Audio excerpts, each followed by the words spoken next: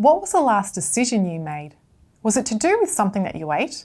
Or what picture to draw? Or perhaps you had to choose which pair of shoes to wear? Let's talk more about decisions after the intro.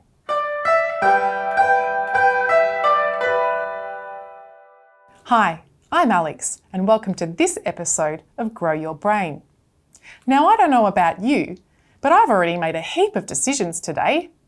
What to eat for breakfast, what to wear for this episode of Grow Your Brain, how to tie my shoelaces, and what time to leave the house. You get the picture, right? As humans, we make so many decisions. Some scientific studies tell us that the average adult makes around 35,000 decisions every day. Mind-boggling, right?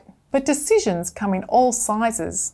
Some are small and don't make much difference to the rest of your day. Like which part of a meal to eat first, or whether to say hello or hi. Other decisions are bigger, like how we choose to treat people throughout the day. And then there are the really big life decisions, like what to be when you grow up, when to move out of home, and what to call your pet hermit crab. Well, just joking, that last one isn't so big. Or is it? Well, as learners, we make decisions every day about our work.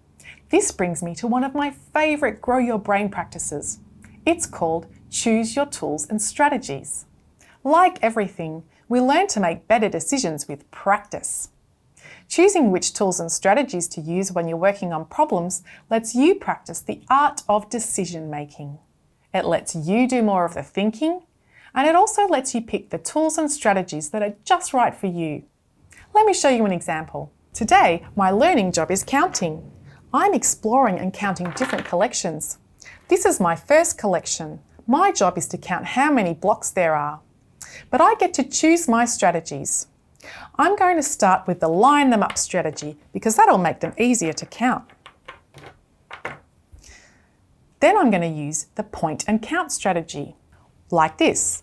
1, 2, 3, 4, 5, 6, 7, 8. I've counted 8.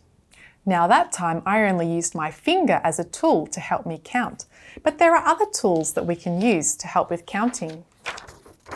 This one is called a 5 frame. Can you guess why it's called a 5 frame? This one is called a 10 frame. As you can see, the 5 frame has 5 boxes. 1, 2, 3, 4, 5. And the 10 frame has 5 boxes at the top and then another 5 at the bottom. I know there's 5 here, 6, 7, 8, 9, 10. Now I could choose one of these frames to show how many blocks I have. But which one should I choose, the 5 frame or the 10 frame? Remember, if you don't know, the best thing to do is just pick one and try it out. That's what I'm going to do now. I'm going to try the 5 frame. I can put 5 blocks into the 5 frame and I know that there is 5.